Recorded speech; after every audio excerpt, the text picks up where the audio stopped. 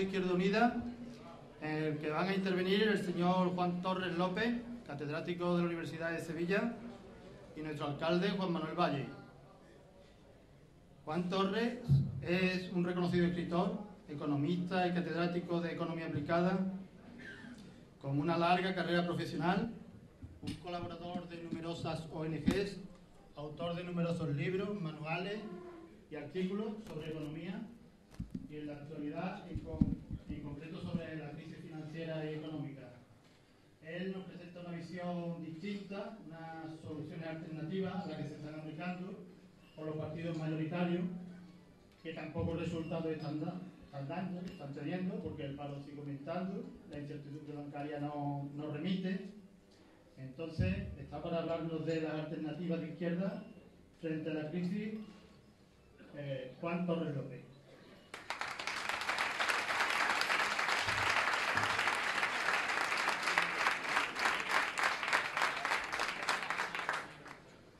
Buenas noches, muchas gracias a Izquierda Unida por esta invitación que permite que haya debate no solamente entre los cabezas de los partidos mayoritarios, sino que también toda la gente pueda debatir y que pueda utilizar esta campaña electoral para poner sobre la mesa algunas de las cosas que están pasando. A mí me han pedido que hable un poco sobre la crisis y voy a tratar de hacerlo sin hablar como le suelen hablar los economistas, los políticos a la gente, que las cuentan siempre de esa manera tan oscura, ¿verdad? Uno oye a los ministros, a los economistas en la televisión y no se entera de nada. No se preocupen ustedes porque a mí me pasa igual. Yo cuando los oigo tampoco me entero casi siempre. Hablan así para que la gente no se entere. Les interesa hablar de la economía como si fuera muy raro, de esto de la crisis, una cosa muy oscura, para que la gente mire a otro sitio y la gente no se preocupe de las cuestiones que al fin y al cabo son de las que depende el bienestar. Ustedes lo han oído muchas veces. No, eso del Banco Central Europeo, eso es de los técnicos. Lo del Banco de España, lo del dinero, es de los técnicos. Los impuestos, eso es de los técnicos. No, eso es política también. Porque si lo dejamos en manos de los técnicos, resulta que los técnicos son ellos. Yo creo que la historia de la crisis, si ustedes se dan cuenta, es la historia de un atajo de mentira grandísima. Cuando empezó, si ustedes recuerdan un poquito, que decían, no, esto es una cosa de Estados Unidos, esto no es nada. Cuando ya empezó a ser de todo el mundo, decían, no, pero esto es cosa de unos meses. Y cuando se vio que no era cosa de unos meses, decía, bueno, pero salvamos a los bancos y ya la economía se salva. Y salvaron a los bancos, le dieron una pila de cientos de miles de millones y la economía no se salvaba. Y luego decía, ya estamos empezando a ver los brotes verdes. Y luego resultaron que los brotes verdes eran más negros que el cerón. Y luego dijeron, bueno, para crear empleo lo que hay que hacer es una reforma laboral. Otra mentira, ¿no? Ustedes pregúntenle aquí seguro que hay pequeños empresarios, medianos empresarios. ¿Qué necesitan esos pequeños y medianos empresarios? ¿Que haya unos contratos de una manera distinta? ¿O que haya crédito y que haya clientes en su puerta? ¿De qué le sirve a un empresario que pueda contratar de la manera que sea a los trabajadores si no tiene clientes? ¿De qué le sirve a un empresario que haya una reforma laboral si mañana va a un banco y el banco no le da un crédito? No tenía nada que ver, lo único que buscaban eran mejores condiciones. Por eso digo que la historia de la crisis es una historia de muchas mentiras una detrás de otra. Y yo lo primero que les diría es que ustedes piensen y le expliquen a la gente quién ha mentido a quién, como en las películas de detectives. ¿Quién ha mentido a quién? Porque todos no han dicho la verdad. Porque todos no han sido los que han salido en la televisión y en la prensa y en la radio diciendo lo que iba a pasar. Lo que estaban diciendo era lo contrario de lo que luego sucedía. Cuando Rodrigo Rato, que era el ministro del PP, que también lo había hecho aquí, se fue al Fondo Monetario Internacional, decía allí que esto era cosa de nada. Zapatero decía que esto era cosa de nada. Solbes decía que esto era cosa de nada. También han oído ustedes un montón de veces que nadie pudo prever esto. Es que esto era imprevisto. Mentira. Yo soy un modestísimo economista y en el año 2005 escribí un libro que se llamaba Coge el dinero y corre. Y ya por el título ustedes se pueden imaginar lo que yo explicaba en el libro, que se estaba creando una crisis que iba a ser impresionante. ¿Y por qué ha ocurrido esa crisis? Mire, yo voy a hablarles sobre todo de alternativas, qué se podría hacer, sobre todo para que ustedes vean y ustedes cuenten por ahí que no es verdad que lo que hay que hacer frente a la crisis es lo que nos están diciendo. Y la prueba mejor que lo que nos están diciendo en Europa y en Madrid que hay que hacer contra la crisis no es lo que hay que hacer, es que cuanto más se hace eso, peor vamos. ¿Cuál era el país que ponían más de ejemplo de las políticas que decía la Unión Europea? Este es el ejemplo para toda Europa. Irlanda. ¿Cuál fue el primer país en caer? Irlanda. Luego, no es verdad que esas políticas sean las que nos salvan, son las que nos hunden. Para tomar medidas frente a una crisis, pues en realidad hay que hacer lo mismo que cuando uno está enfermo.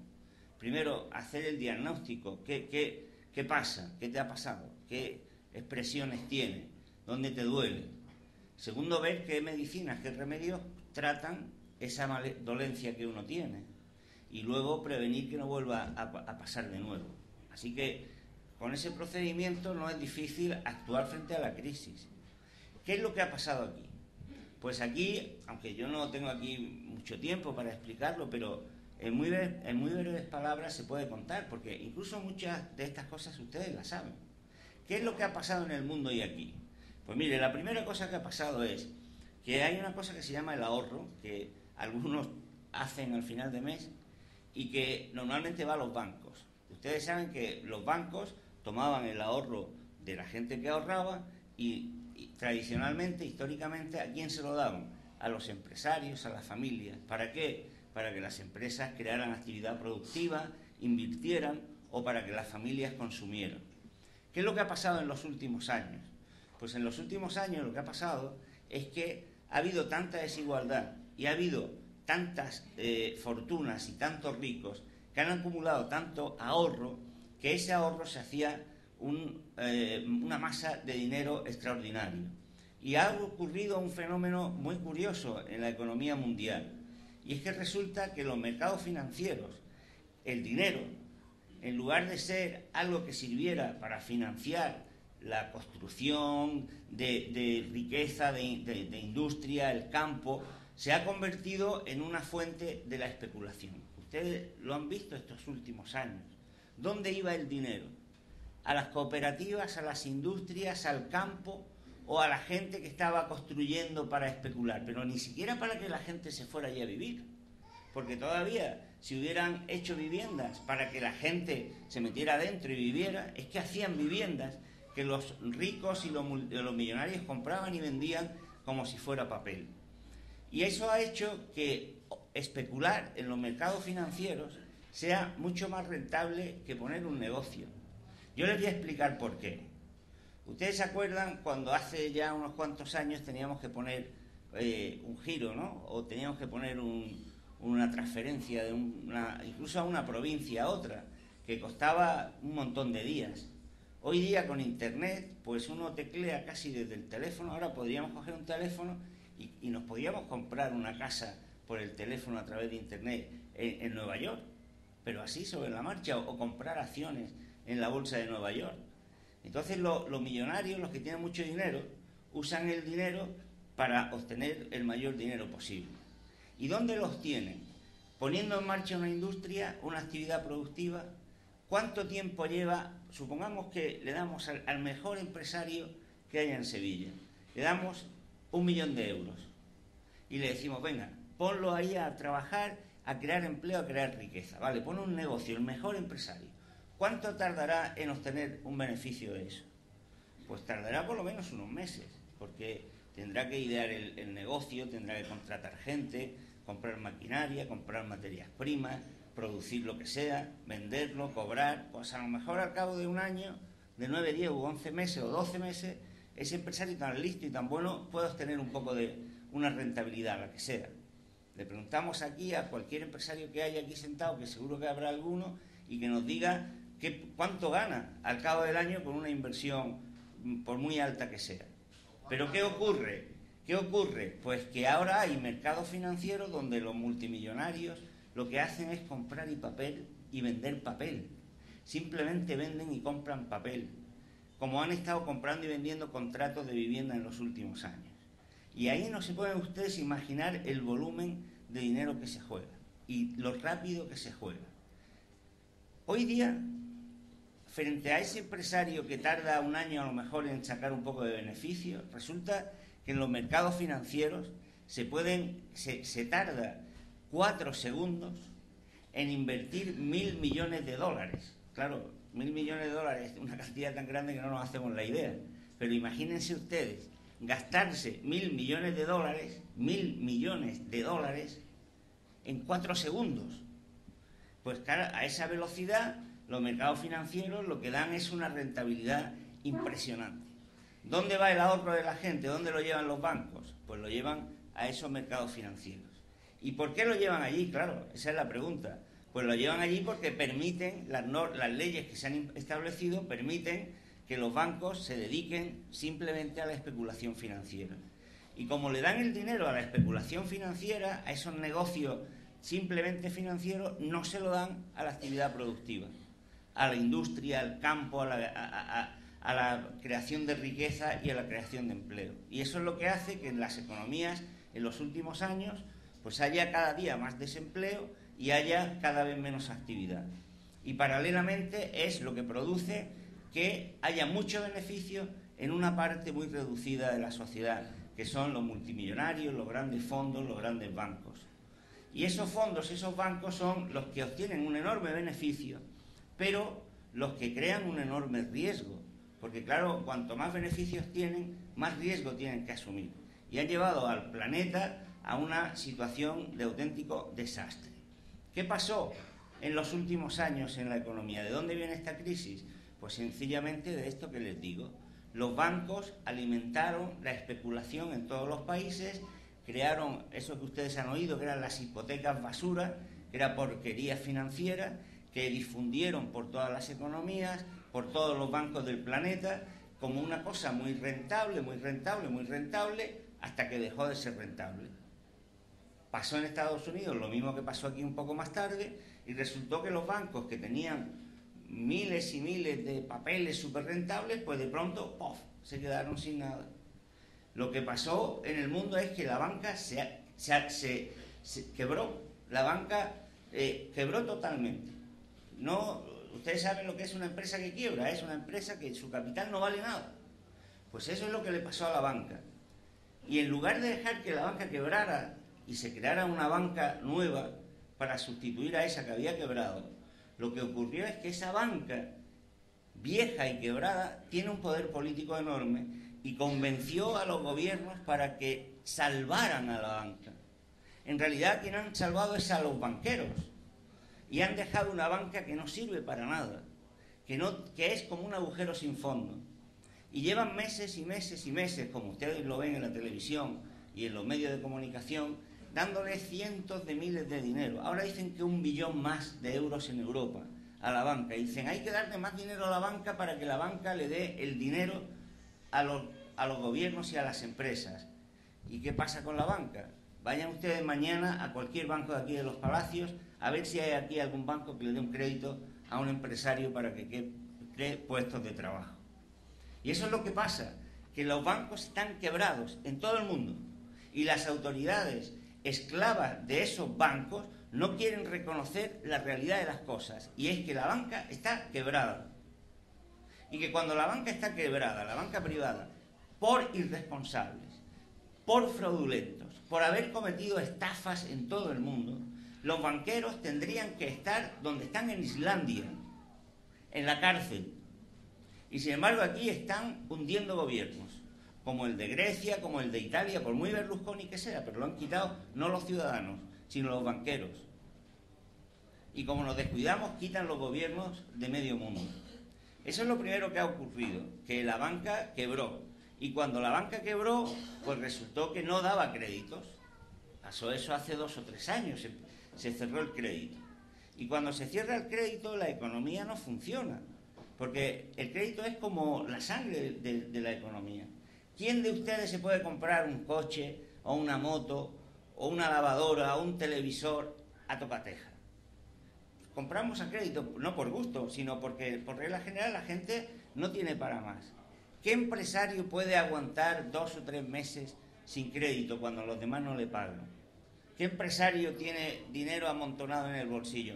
Pues las grandes empresas, a las que no les ha afectado la crisis, ni a Telefónica, ni al Corte Inglés, les ha afectado poco, pero tienen dinero propio. Pero a la pequeña y mediana empresa, que son las que crean el 80% del empleo que hay en España, los ha hundido la falta de crédito.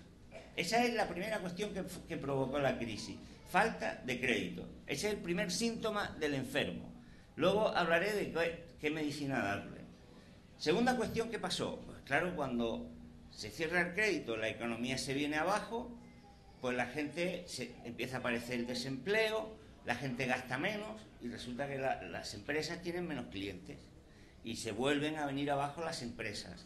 Se viene abajo el empleo y entonces la vida económica, como pasó hace 3 años, 4 años, 2 años, pues se vino abajo también.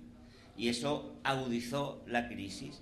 Falta de crédito, aumento del desempleo, caída de la actividad económica porque la gente lógicamente gastaba menos. ¿Consecuencia de ello? Pues los gobiernos, incluso un gobierno como el español, que había tenido unas buenas cuentas públicas, lógicamente cuando la economía se viene abajo, pues obtiene menos ingresos. Es lógico, ¿no? Porque al venirse la economía abajo, la gente paga menos impuestos. Los gobiernos, no solamente el del Estado, los ayuntamientos, tenían menos ingresos. Y al mismo tiempo tenían que realizar más gastos. ¿Por qué? Pues porque cuando veían que la economía se venía abajo, ¿qué hicieron los gobiernos? Decir, bueno, pondré yo el dinero. Hicieron, ustedes se acuerdan, el Plan E. Si no llega a ser por el Plan E, ¿qué hubiera pasado en España? ¿Cuánta gente ha podido salir un poquillo a flote por el Plan E? Eso se hizo en todas las economías. ¿Consecuencia cuál fue? Pues que los gobiernos cada vez tenían menos ingresos y cada vez tenían más gastos. Entonces, la consecuencia es que se tuvieron que endeudar. ¿Qué pasó en Europa? Pues que los gobiernos que se tenían que endeudar tenían que haber recurrido ¿a dónde? A un banco, al Banco Central Europeo, que es un banco público. Pero el Banco Central Europeo dice, no, yo no te financio a ti. Vete a los mercados. Los mercados son el Banco de Santander, el Banco de Bilbao, el Deutsche Bank, en fin, estos bancos que vemos en nuestras calles. ¿Y qué hacen los bancos? No decían que los bancos no tenían dinero. No decían que los bancos no tienen dinero para prestar a los empresarios. Entonces, el Banco Central Europeo le dice a los bancos privados, aquí tenéis todo el dinero que queráis, al 1%. Y los bancos, con el dinero al 1%, ¿qué hacen? Se lo prestan a los estados, pero al 5 o al 6%. Ese es el negocio de la banca privada, que es la manera que tienen de salir a flote cuando están quebrados. Un negocio que está quebrado, como la banca, puede salir a flote gracias a que el Banco Central Europeo, en lugar de prestarle a los gobiernos, le presta a la banca al 1% para que la banca le preste a los gobiernos al 5%. El negocio es redondo, de Botín y compañía. El negocio redondo. Y eso es lo que ha hecho que algunos países se hundan, como Grecia. Porque Grecia debía, al principio del problema que tuvo, 40 o 50.000 millones de euros. Decía, ¡oh, qué problema para Europa! Es un problema para Europa. ¿Problema para Europa? 40.000 millones de Grecia. Y el gobierno alemán le había dado a los bancos alemanes 400.000, o sea, 10 veces más. Darle 10 veces más a los bancos alemanes no es problema. Darle 10 veces menos a Grecia sí es problema. Y claro, le dijeron a Grecia, no te lo doy, pídelo en los mercados. Y los mercados que son Botín y compañía, ¿qué hicieron? Pues sencillamente llegar a Grecia y ponerle unas condiciones que le supusieron que se hundiera más todavía. ¿Para qué le interesaba a los bancos que se hundiera Grecia? Porque cuanto más se hundiera, más créditos tenía que pedir. ¿A quién? A los bancos. O sea, los bancos son los que han hundido y los que están hundiendo a los países para que los países pidan más créditos que van a tener que pedirle a los bancos. Y eso es lo que ha ocurrido. Eso, en unas poquitas palabras, es lo que ha ocurrido en estos momentos. ¿Qué remedio tiene eso? Ustedes saben lo que nos están diciendo.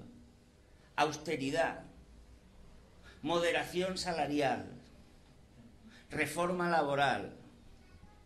Vamos a tener cabeza, vamos a pensar con nuestra propia cabeza. ¿Qué le ha pasado a la economía? La economía es como ahora, como un motor que se ha venido abajo. Es como si ustedes van por la carretera, el coche se va empezando a renquear, se para, porque se queda con poca gasolina y encima lo que dicen es austeridad de gasolina, vamos a quitarle la que le quede. No, hombre, lo que ustedes tendrán que hacer es echarle más gasolina al coche, que es lo que les falta. ¿Qué le falta a la economía hoy día? Financiación y gasto y demanda. Luego, eso es lo que hay que poner en la economía, no quitarlo. Lo que hay que hacer es ponerle crédito y financiación a las empresas que lo necesitan. ¿Quién lo va a dar? Es que la banca privada está prestándole a los gobiernos a tomar viento la banca privada. Una banca pública que le dé crédito, el crédito que necesite a las empresas que están creando empleo. Y un Banco Central Europeo que le preste dinero a los gobiernos al 1% y no al 5 o al 6%, que le cuesta a España cada año 30.000 millones de euros la broma de que el Banco Central Europeo le dé el dinero a los bancos privados para que los bancos privados sean los que le presten a España. A España, Italia, a Grecia, Portugal, a Irlanda y a todos los países de Europa.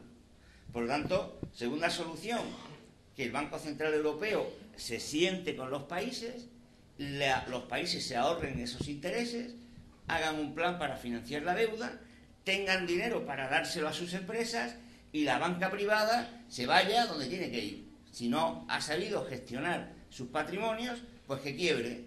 Porque si aquí hay una tienda de muebles que su dueño no sabe gestionar su patrimonio, ¿qué le pasa? Pues que cierra. Entonces a la banca, que ha sido no ya que no haya gestionado su patrimonio, sino que ha gestionado el patrimonio de los demás, que es el que tienen cuentas en los bancos, de una manera criminal, produciendo daño a la gente, ¿por qué los vamos a salvar? Segunda cuestión, si a la economía le falta fuelle, si a la economía le falta fuerza, ¿qué es lo que tenemos que hacer? ¿Menos gasto todavía? ¿Menos actividad? Hombre, lo que hace falta es darle empuje, hacer que haya gasto.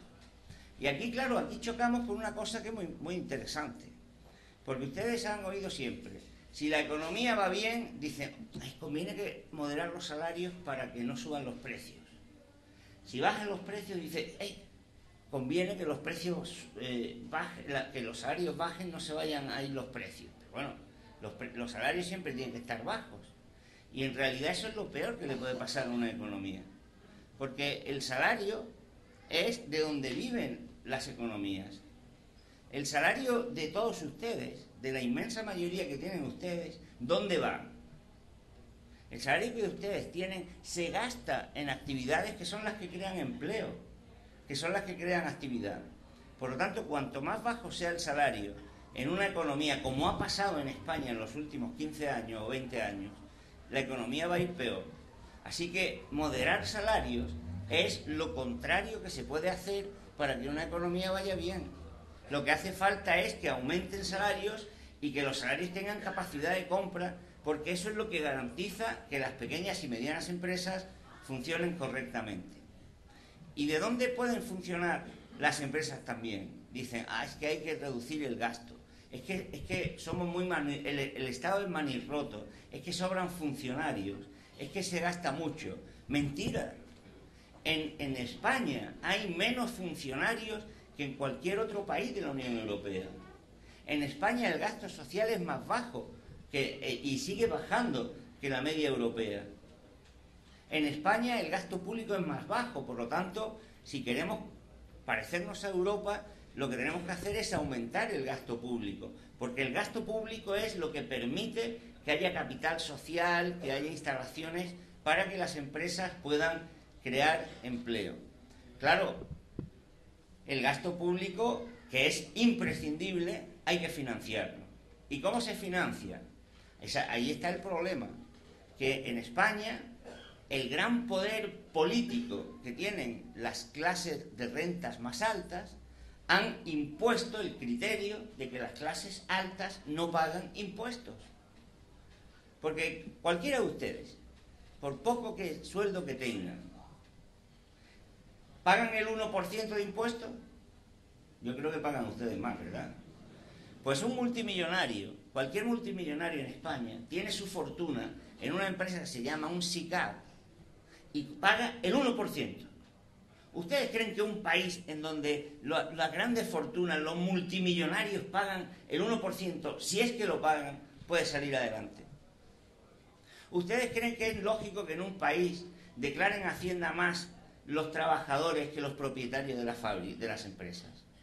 ¿Ustedes creen que puede salir adelante un país que tiene el 30% de fraude fiscal?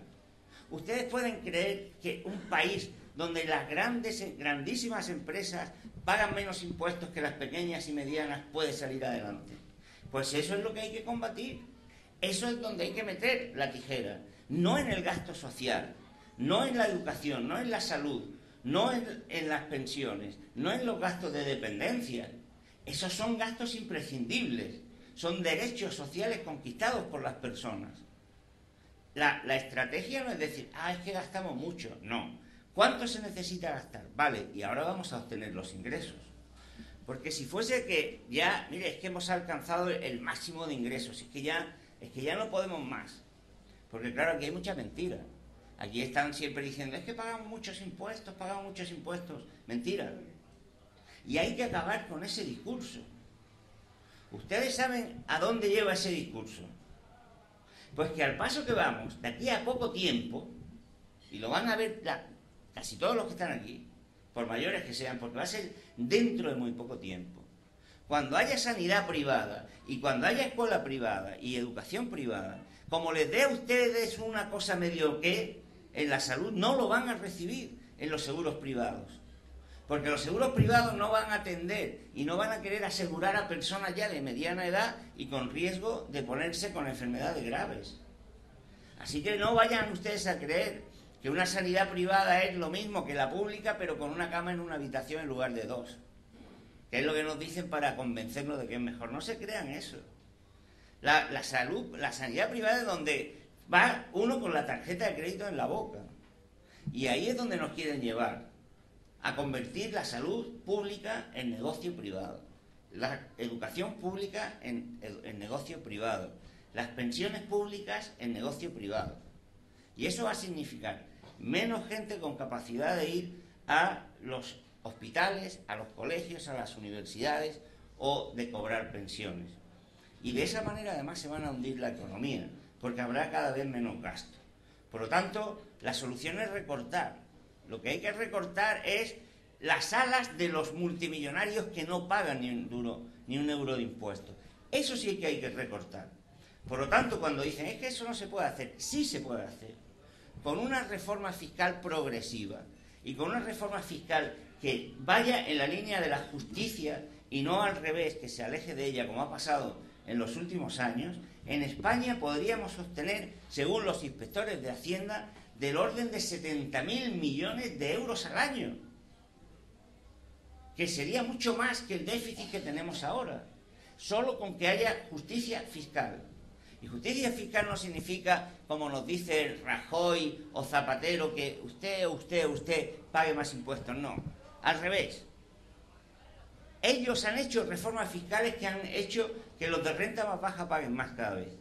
La justicia fiscal es que paguen los de arriba, los que le mandan a ellos. Y eso hay que conseguirlo. Y hay que conseguir que no se hagan políticas de recortes de ningún tipo. Esas son las alternativas. Lo mismo que hay que pedir en España y en Andalucía, que haya un banco público, que sea el que garantice que el dinero llegue a la pequeña y mediana empresa. Esas son las alternativas. No me puedo extender más, porque yo no he venido aquí tampoco a dar una clase de 2 horas, pero sí quiero decirles, esas son las enfermedades que tiene la economía. Esos son los remedios que tiene, es de pura lógica. No hace falta ser un premio Nobel. Pregúntenle a los empresarios qué les falta. Ya lo decía al principio, financiación y gasto. Pues si lo que hacen es quitarle más financiación y más gasto, las cosas van a ir a mucho peor.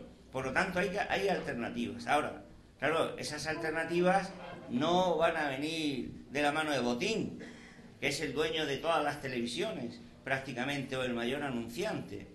Van a venir de ustedes, de la gente. Y esa gente que está más necesitada de la salud pública, de la educación pública, de las pensiones públicas, son, lógicamente, a las primeras que ellos quieren convencer. ¿Ustedes creen que el Partido Popular o los banqueros hacen propaganda para convencer a Botín? ¿O a los ricos de España? Hacen propaganda para convencer a los trabajadores, a la gente normal y corriente, porque saben que ahí están los votos, que ahí está la gente que puede luego darle el poder. Así que yo creo que hay que hacer un esfuerzo, primero para entender lo que está pasando, para entender el engaño tan grandísimo que nos están diciendo, porque no cabe, si ustedes seguro que muchas veces lo han dicho, ¿esto cómo puede ser? ¿Cómo puede ser que hoy nos digan, ayer nos dijeran, que no había dinero para nada, y de pronto yo esté viendo el telediario diciendo que mañana van a poner un plan de 1 billón de euros para darle a los bancos? Ustedes cuando ven eso, ¿no les salta una cosa en el cerebro que dice, esto no tiene lógica? ¿O eso les parece normal? ¿A ustedes les parece normal que un día digan que no hay dinero para nada y que al día siguiente haya todo el dinero que haga falta para los bancos? ¿Les parece de verdad normal?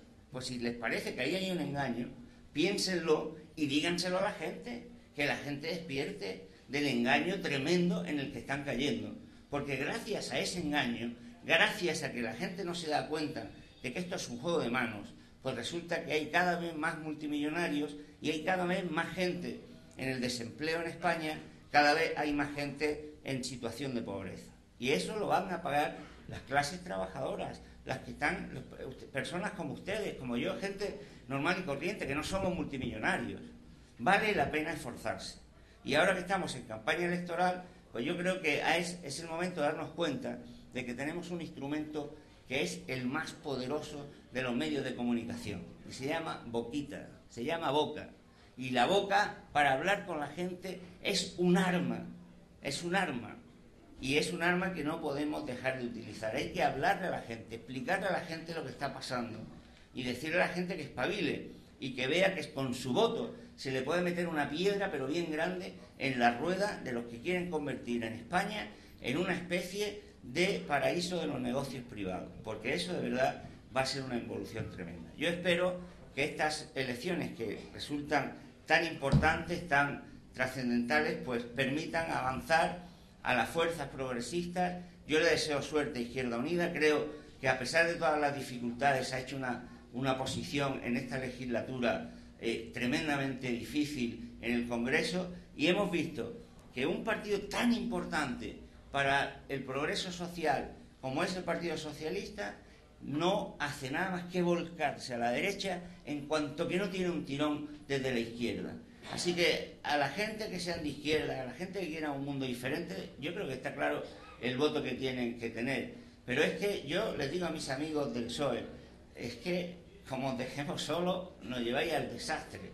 Y la mejor manera de hacer que también el Partido Socialista llegue a estar en posiciones más de izquierdas y más transformadoras y no pase lo que está pasando, la vergüenza que las personas progresistas, la vergüenza y el dolor que las personas progresistas estamos pasando en este país, viendo lo que está haciendo el Partido Socialista, tan vergonzoso que hasta el propio candidato del Partido Socialista pareciera que es como de otro partido y no presentan en campaña electoral ni en su secretario general. Eso yo creo que es una cosa lo nunca visto.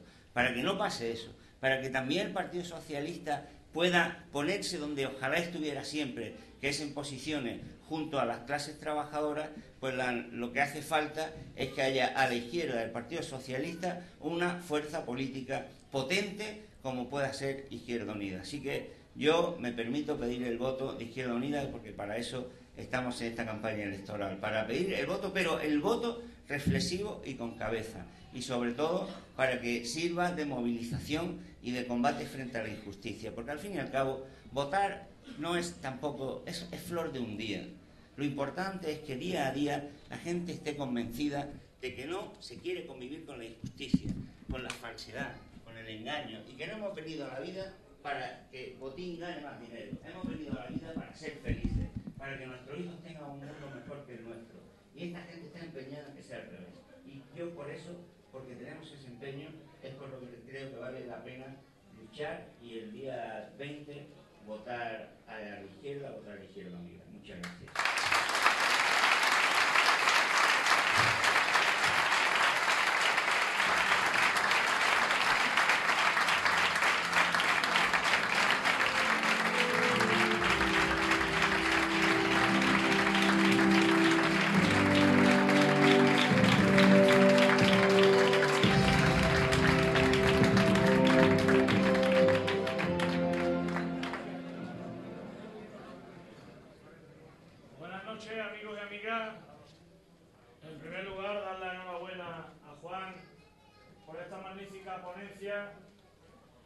Yo creo que se puede decir más alto, pero no más claro. Bienvenidos y bienvenidas a un acto, al primer acto público de Izquierda Unida en los Palacios en esta campaña electoral tan importante. Una campaña en la que tenemos que implicarnos de una manera decidida para algo tan sencillo como es defender nuestros derechos. Para defender un modelo social que cada vez está sufriendo más recortes. Unos recortes que tienen unas víctimas muy claras. Las personas que no tienen un empleo, los pensionistas, los jóvenes y no tan jóvenes cada vez inmersos en una mayor precariedad laboral, los pequeños agricultores en un pueblo donde la agricultura tiene tanto peso como en los palacios, los trabajadores y las trabajadoras, los pequeños empresarios. Víctimas todas cada vez sufriendo unas consecuencias más gravosas de la situación. Pero también esta crisis tiene unos culpables, que son quienes han apoyado un modelo salvaje, como decía antes Juan, sin escrúpulos, donde los poderosos cada vez son más poderosos. Hay unos culpables políticos y yo creo que todos los que estamos aquí lo tenemos muy claro, como son el Partido Socialista Obrero Español y el Partido Popular. Ambos partidos han estado de acuerdo en todos los recortes que se vienen aplicando a un modelo social que consiguió, que costó mucho trabajo conseguir, con una Constitución española que hoy queda muy alejada de lo que estamos viviendo. Unos recortes que sufrimos siempre los mismos y que también benefician, aunque cada vez más, a los mismos. Mientras unos pierden sus casas y sus empleos, y en los palacios lo estamos viendo cada día, hay otros que tienen dinero para seguir comprando bancos. Amigos y amigas, yo hoy voy a ser breve porque para nosotros lo importante era la ponencia de Juan, para que reflexionemos y tengamos muy claras cuáles son las alternativas, cuáles son las consecuencias que nos han llevado a esta crisis, pero también cuáles son las alternativas. En estas elecciones tenemos que defendernos de un modelo bipartidista como es el que representan Partido Socialista y Partido Popular. Y hay que hacerlo explicando a la gente, lo decía Cayo Lara, a pie de tajo, con la octavilla, hablando con la gente. Hay que explicarles claramente cuáles son las alternativas que defendemos desde Izquierda Unida. Hay que explicarle a la gente que no podemos admitir que nos tomen por tontos cuando ahora los partidos mayoritarios se presentan en unas elecciones diciendo que defienden la dación en pago. Es decir, que cuando una persona no puede hacer frente a su hipoteca, entrega su vivienda y ya no tenga más deuda con los bancos. Ya está bien de tener que entregar las viviendas y además continuar endeudados con los bancos teniéndoles que seguir pagándoles dinero. Izquierda Unida presentó esa propuesta en el Congreso de los Diputados hace meses, porque es justa. Y Partido Socialista y Partido Popular votaron en contra. ¿Cómo ahora aparecen en campaña diciendo que lo defienden en su programa electoral? Tenemos que salir defendiendo la sanidad y la educación pública. Porque hace muchos años, cuando la sociedad española todavía soñaba abiertamente de una manera mayoritaria, decíamos que hacía falta un modelo en el que las personas que menos recursos tenían, había que garantizarles el derecho a acudir al médico y a ser atendidos de una manera digna, y que los hijos de las personas que tenían menos recursos pudiesen también cursar sus carreras universitarias, estar mejor preparados o la formación profesional para salir a defenderse al mundo.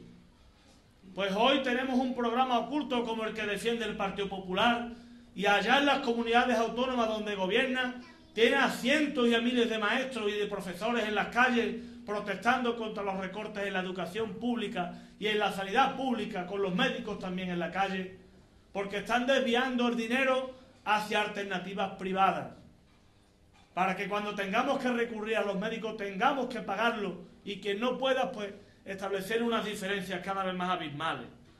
También hay que salir, como decía Juan, a la calle a explicar que nosotros hemos defendido un modelo de banca pública para garantizar que la función para la que existen los bancos se cumpla. Y es que el dinero llegue a la economía productiva, a quienes generan puestos de trabajo, riqueza. Porque ¿para qué queremos unos bancos que no garantizan que el dinero llegue a la economía? Para que haya grandes banqueros que siguen comprando bancos y llevando su dinero a los paraísos fiscales. Y es posible que exista una banca pública que garantice que cuando un pequeño autónomo, un pequeño empresario necesita una póliza de 50.000 euros para garantizar el pago de los salarios, una pequeña inversión y crear más puestos de trabajo, les llegue el dinero y no se encuentren con 1000 trabas como existe hoy con la banca privada. Y Partido Socialista y Partido Popular se pusieron de acuerdo en privatizar las cajas de ahorro, que cumplían una función social, derivando una parte de nuestros ahorros a proyectos interesantes. Ambos han apostado por la privatización de las cajas de ahorro. No todos hemos defendido el mismo modelo.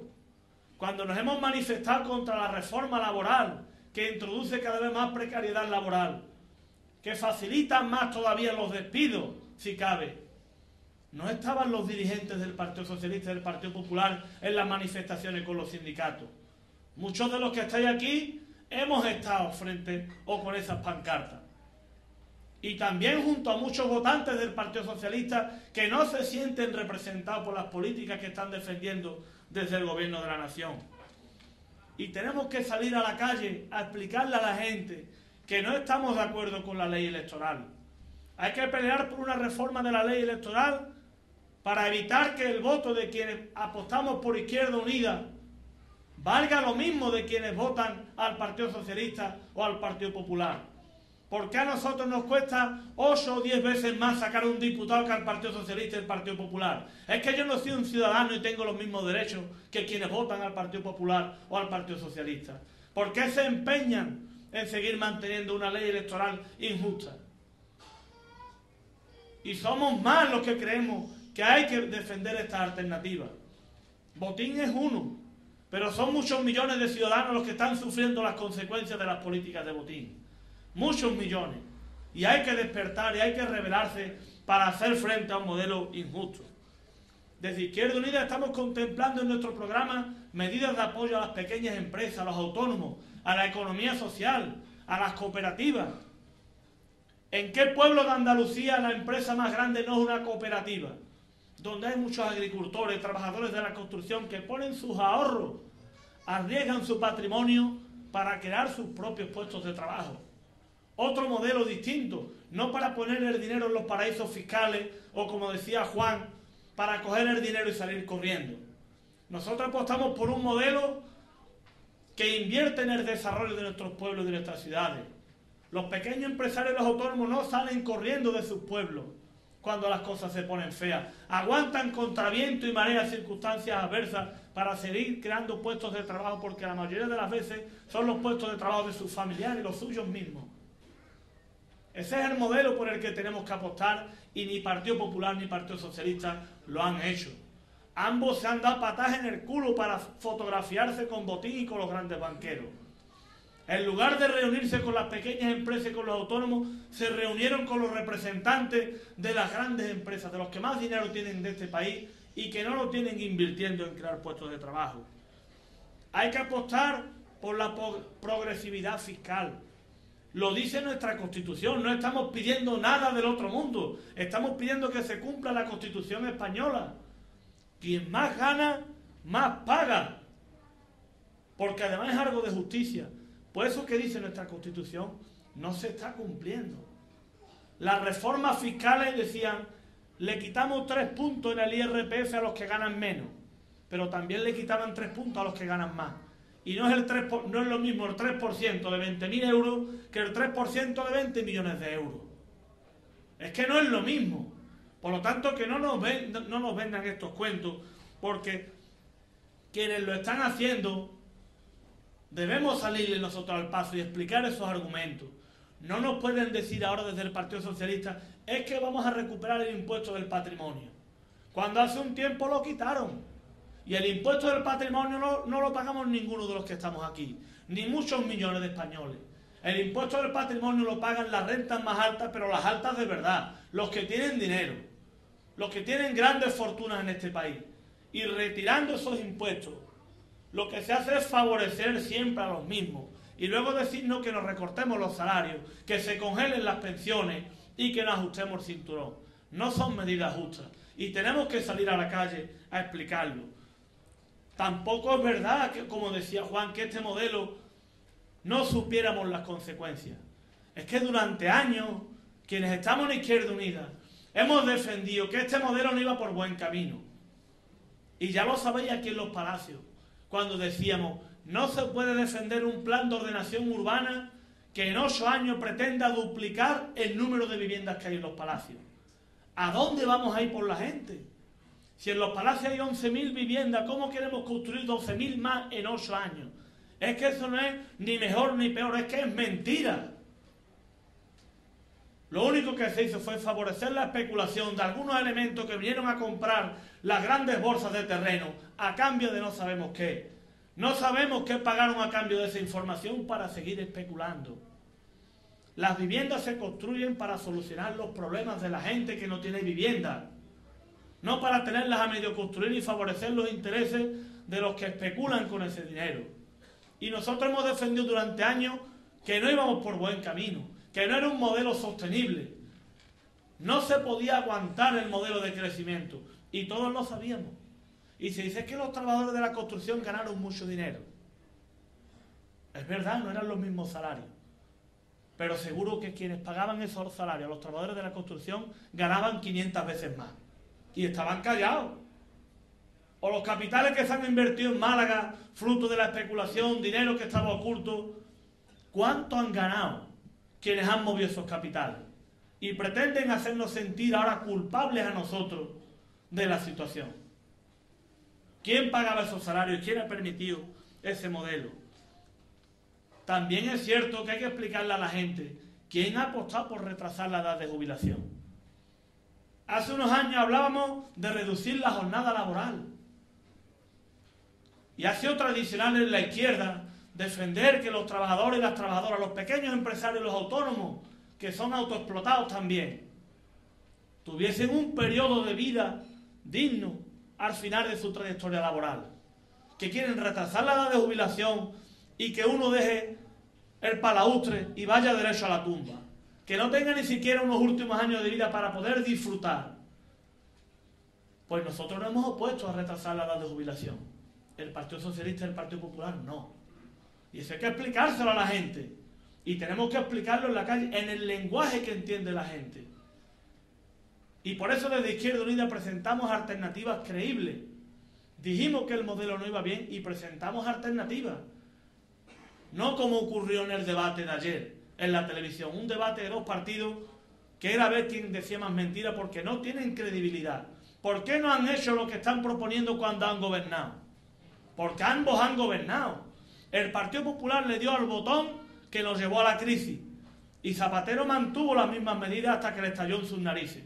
Pero había fuerzas políticas y habíamos muchas personas que decíamos que ese modelo no era lógico. Ahora no pueden venir pidiéndonos el voto, prometiendo todas estas cuestiones. Y la ciudadanía de a pie, la gente sencilla, los que estamos aquí, tenemos que rebelarnos frente a un modelo bipartidista como el que nos han llevado. Quienes nos han metido en la crisis no pueden venir a volver a engañarnos otra vez porque ya está bien. Han demostrado que no son de los nuestros. No defienden los mismos intereses que la gente de abajo, que los que nos tenemos que levantar todos los días por la mañana a buscar trabajo o a trabajar para ganarnos un sueldo porque dependemos de nuestros brazos o de nuestro trabajo intelectual. No defienden los mismos intereses que nosotros y por lo tanto han demostrado claramente que prefieren rescatar a los bancos antes que a las familias y a las pequeñas empresas de este país. Y es posible que Izquierda Unida consiga un grupo parlamentario importante en estas elecciones. Las encuestas nos dicen que pegamos una subida importante. Ojalá fuese más importante todavía, pero subimos. Después de mucho tiempo nuestros argumentos calan y empezamos a contar con posibilidades de alcanzar un buen grupo parlamentario. Nos dicen incluso que muchos votantes socialistas no se sienten representados por la política de Zapatero, ni por la de Rubalcaba, que ha formado parte de su gobierno. Porque es la misma política que han defendido aquí durante años del señor Maestre, que decía una cosa, pero luego la realidad es bien distinta. Y ahora vienen a decir una cosa distinta a la que han estado aplicando mientras han estado gobernando. Compañeros y compañeras, amigos y amigas, tenemos la obligación desde Izquierda Unida en los Palacios de tirar del carro de una comarca como es la del Bajo Guadalquivir. Tenemos una obligación moral y política porque somos el pueblo más importante donde gobierna Izquierda Unida en Andalucía. Y demostramos hace unos meses, no hace mucho, en el mes de mayo, que si queremos, podemos. Con el esfuerzo, cuando llevamos razón y ahora la llevamos otra vez, podemos conseguir nuestro objetivo. Lo hicimos el 22 de mayo y también vamos a pegar una subida importante en los Palacios. El 20 de noviembre tenemos que salir a votar a Izquierda Unida, a defender nuestros intereses, porque es algo legítimo. Tenemos que salir durante la campaña electoral a hablar con la claridad que la hace Cayo Lara, en el lenguaje de la gente, como lo ha hecho Juan Torres hoy aquí. Que ningún votante nuestro, que ningún votante de izquierda cometa el error de votar a la derecha del Partido Popular ni a un modelo cada vez más derechizado del Partido Socialista. Tenemos alternativas, tenemos propuestas. Esa alternativa es Izquierda Unida y tenemos que salir desde hoy mismo a la calle a convencer que nadie de nuestra familia, nadie de nuestros amigos, nadie de los nuestros se quede sin votar el 20 de noviembre, porque después del 20 de noviembre vendrán las lamentaciones. Ahora es el momento de pelear, de defender nuestros intereses y salir a conformar un grupo parlamentario cada vez más importante de Izquierda Unida para que la voz de los de abajo se anteponga a la voz de los de arriba. Muchas gracias, compañeros y compañeras.